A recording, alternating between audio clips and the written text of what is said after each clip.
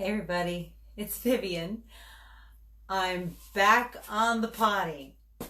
I'm back in the bathroom because this happened today and then this happened today.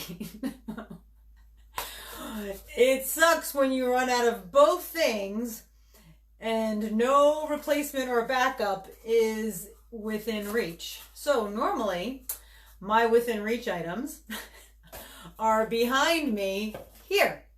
As you can see, I've refilled. However, those things weren't in reach today, so luckily, again, I have smart toilets. So I wasn't completely at a loss without tissues or toilet paper. But it made me start to think, what's up with the anatomy of a tissue? So we're gonna go over the anatomy of a tissue today. So I decide, and by the way, we'll talk about actual anatomy as well. So reaching behind you, I mean, we got to talk about anatomy, right? I'm a massage therapist. So when we talk about anatomy, one of the muscles that are used in the action of reaching behind you. So this is a very common thing. I know not many people are probably driving right now, but when you are in your car, this is a common complaint that a lot of clients come in with. Oh, I can't reach behind me in the car, or if I turn my neck, I have a struggle turning my neck. So there's a lot of things involved, but we're just going to go over 4 words of the day, and I think this will suffice for the words of the day, the 4 Latin words that make up the rotator cuff muscle. So if I'm going to reach behind myself, hey Sheila, 4 muscles that are used, that are part of the rotator cuff, I'm getting a tissue, are subscapularis, infraspinatus, supraspinatus, and teres minor, right? So you have your scapula, and then you have supraspinatus, which is at the top, which is kind of like this muscle in here. You have infraspinatus, which is below that. Ooh, there's lots of good trigger points in there. What else did I say?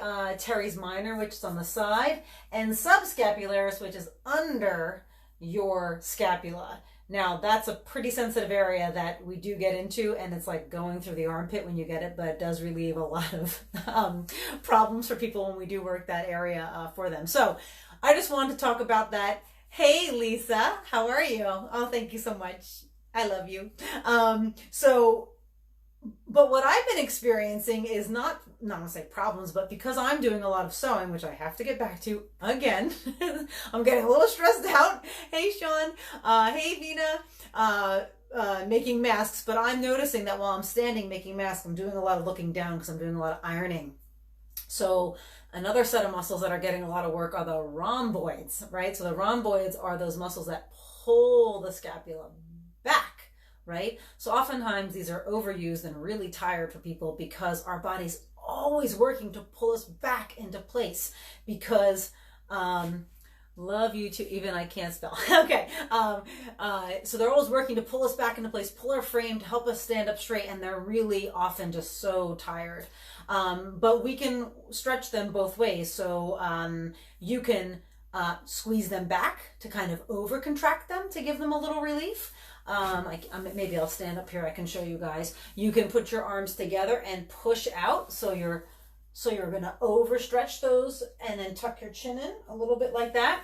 You can, I have the camera set at one height, but you can bring your knee up and cross your arm in front and go for a twist. So all my yogis can chime in. Hey, Craig. And let's see, I'm not going to get on all fours because my bathroom's only about 60 square feet here, but you can do a cow stretch. So a high back, really kind of stretch out that back. When they say high cat, you know, it's like a scaredy cat when the cat's back really arches up. So I thought of all this today because I want to go over the anatomy of a tissue. Anatomy of tissue. So enough of the body physiology and anatomy. Unless you guys want to talk more about that, let me know. Anatomy of a tissue, because I ran out of this and this today at the same time. Not great, right? So I thought, but I have smart toilet, so I didn't have to worry so much. But I thought, let's think about our conservation and let's think about how much toilet paper do we actually need? Maybe try a tissue, right? Because that would probably be your go-to if you ran out of toilet paper, right? So if we use a tissue, I mean, I don't even have to get the toilet paper, right? You just fold that in 4 and you can see that it's 4 squares of toilet paper. All right, I'll do it for you guys. I'll do it. I'll show you. Here's my little toilet paper, right? That's more than a square. Here you go. 1 square, right?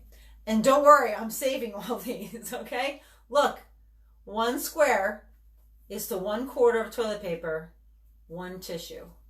So let's take the tissue challenge. Let's see who can use 1 tissue when they use the bathroom. Hey, Danielle, let's see who can use 1 tissue that's only 4 squares of toilet paper. I bet we're like, just like going like this on the toilet paper, pretending we're a cat scratching down all the toilet paper. I bet you couldn't use and get by with just 1 tissue, i.e. 4 squares of toilet paper. And you'll see how little toilet paper you probably consume.